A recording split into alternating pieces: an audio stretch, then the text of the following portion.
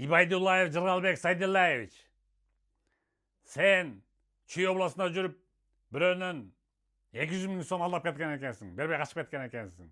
Мына көрүп койгула фотографиясын.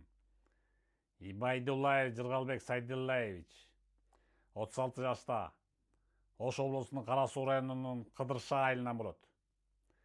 А сен, Жыргалбек, жөн келжиребей туруп акчаны артка кайрып берген, уктуңбу? Аркаңан ошо аш кууп барышыптыр сени. Чону списокко тыгып бергенин, кача бергенин, былтыңдай бергенин аркаңан кууп барып, мына видеоң чыгат өзүң. Жанталашып жаныңды жеп, ой, мына бере калам, 20 күндө бере калам деп аткан видеоң чыгат мына. Видеоң аркасынан криминальный видеоң чыгат. Мына көрүп койгула Жыргалбекти. Бериң, уктуңбу, акчаны артып өстү. Мына көрүп койгула.